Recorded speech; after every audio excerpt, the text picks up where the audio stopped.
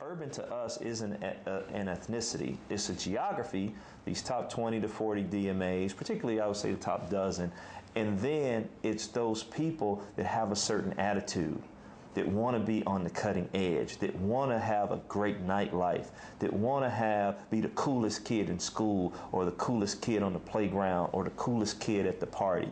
Those are the people that we attack because those are opinion leaders. Those are taste makers. And if we can grab those, the rest of the world will follow. It's like a domino effect. Carl and Damon were introduced to each other by a mutual friend. Although direct competitors in the business world, they met for months, carefully sizing up each other and considering a partnership. They realized that if they left their corporate jobs behind, they could probably make more money and make an even bigger impact on the community. They gave themselves 9 months to get their business off the ground. I had a Rolodex of about 500 people, and when I left the company, I only thought that only 19 of those people could actually help me. And I would say that only 2 of those people to this day have really contributed to the bottom line of our business. So it was tough. We just had to hustle, we had to scrape, we had to get in people's face, just repetition, and really tell this urban story. It was 5 months before their efforts finally paid off. And the first project was the Reebok Millennium Celebration at the NBA All-Star Game. And from that, we took the profits and we started the company. And it was $30,000 profit, and we applied that $15,000 of that $30,000 to create our brochure, and that was our first direct mail piece. Carl and Damon marketed to the top Fortune 500 corporations. They had been trained to build brands for other companies. Now it was time to build their own. Urban Marketing Corporation of America is here to serve corporate clients, directly connect to urban consumers in the top 20 to 40 markets. If they need us to consult with them to create a marketing plan, we do that. If they need us to execute various levels of that marketing plan, whether that's media buying, we have a media buying division, whether that's actual production, we have a movie and film production division, whether that's music licensing for their projects, we license music to television and film studios. Their client roster includes Nike, MTV, Nickelodeon, VH1, UPN, HBO, and Warner Brothers. Part of Urban Marketing Corporation of America's success has been to connect with the consumer on a personal level. To sell emotion, there are 4 elements. There's needs, wants, necessities, and luxuries. And most of the brands that we deal with do not sell needs per se. And if someone has utilitarian use for something, they're going to purchase it. We need water. But the issue is you want tap water, you want Pellegrino, you want flat water. And so the emotion of feeling good about the water you drink makes people feel very good. The emotion about the connectivity that you have to a television show makes you feel good about yourself, or even to something as simple as a shoe. So we take those nuances that really strike an emotional chord, and we help our clients align with that nuance. So our events and promotions provide that connective tissue, that syncing of that emotion with that product. When you talk about the market segment that we're tasked to mobilize, and when I say mobilize, we need to mobilize them to a purchase, be it to sit down and watch a television show at a particular time, to go and watch a movie on a Friday night or Saturday night, opening weekend, or to get a product when it's first on the shelves. Like any business, no matter how glamorous it might seem, there are challenges.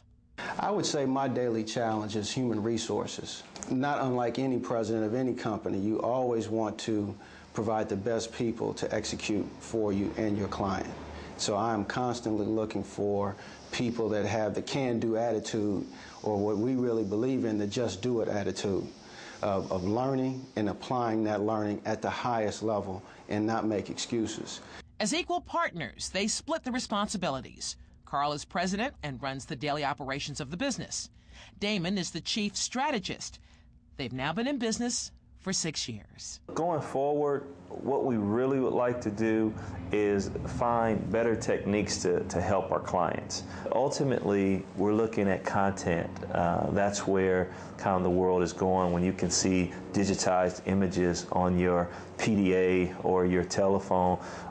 We've been asked to help market. We've been asked our opinion on music, to movies, to other different advertising mediums. We think that we can go in and we can produce that. So I wouldn't be surprised at all that if in year 12 or probably in year 8 that we are producing better content than what our clients are currently producing right now.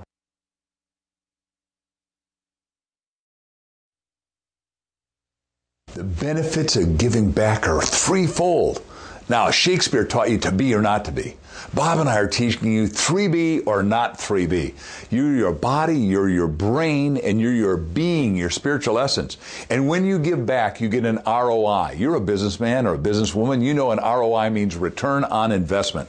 Well, the return on investment works like this. You got the infinity sign, and if I were facing the right way, the right-hand side is you want to have residual income. That means you make money again and again and again. But the left-hand side, as you look at it, is residual philanthropy, and our hero, our poster boy, is Paul Newman. Here's a guy who didn't like the dressing at a restaurant, went and made some, gave it to his friends. They all said, we want to buy it. He started Newman's Own, decided to give away the money. At 80 years old, he looks healthier, he's happier, he's more fulfilled, gives most of the money to the Hole in the Wall gang, Make a Difference, Make a Wish, and you can do the same and have residual philanthropy working for you.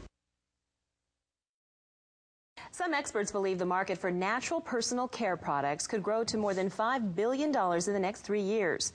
Companies like Boscia are on the cutting edge of this trend. And joining me now is the company's general manager, Karen Conrad.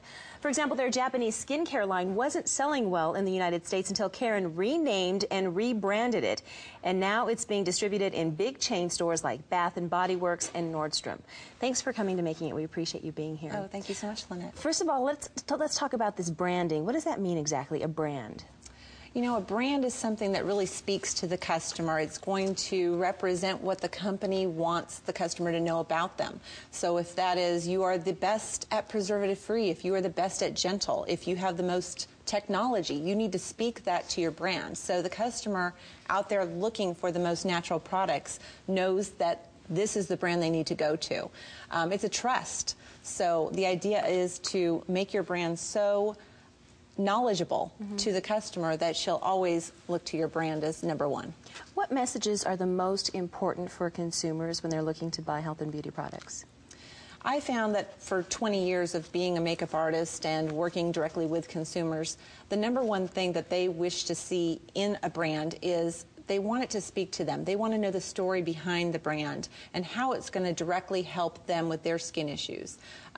In this world today, you have so many different kinds of brands, and it's very confusing for the consumer. If she can really associate with a brand and its features, its benefits, what it'll do for them, they feel very secure with that brand. They want to go back and they want to tell others. Right. I mean, especially when you walk into any health and beauty product store, there's so many things on the shelves, you don't even know where to begin, really. Can be absolutely, it can be overwhelming. Right. So the idea is to find yourself as an entrepreneur, that is, creating a nicheness to your brand, specializing in certain types of ingredients or looking to a certain kind of consumer and speaking directly to that consumer, solving her problems and getting very passionate about how wonderful your product is. Are there any other things that a manufacturer should do before marketing to the public? Definitely they need to research and determine who their customer is and where they shop. Why do they shop? What kind of products are missing in the market for that customer? And if they can really speak directly to the customer that they're going to solve those problems with, they have got a winner. In our show today, we've looked at the ethnic markets. How are those having an impact on your industry? It's so wonderful to see that there are so many entrepreneurs in so many different kinds of cultures and groups, and they're starting from scratch. You know, they've got ideas and they know that they're not finding products for themselves and in their communities, so they're being very innovative. They're being very passionate about creating products on their own. And I think that the rest of the beauty industry has woken up to that and seen that they are missing the mark on, you know, bringing out new products for different ethnicities. Right. And I think it's created a whole evolution in the beauty industry. We all want the same thing, but we're not all the same. Exactly, Right? exactly. And it's nice to know that you can find products in many different venues, whether you're going to a high-end department store, you're looking online, you're on the television, that you can find something perfect for you. And if they make it for your kind of skin or from your kind of lifestyle, that's even better. Now, sometimes you can have the right product, but the wrong packaging, and that really makes a big difference. It does. If your product does not speak to the customer that you're targeting, you have a problem. You're going to miss that customer. So if you are talking about young customers, they definitely are influenced by excitement and celebrity and what their friends are using. So your product should speak to that. If your consumer is much more sophisticated, you really need to have your packaging very alluring and very calming to that customer. So definitely pay attention to what your customer would be looking for in packaging and how it speaks to them. Let's talk about that before we run out of time. Sure. Let's talk about Boscia. Yes. The Boscia line means botanical science using advanced technologies. Everything is preservative-free. It's very healthy. It's very gentle, very calming and soothing. But on the scientific end, there's advanced technology in doing a preservative-free process, not adding any of those harsh chemicals, and yet having active anti-aging amino acids.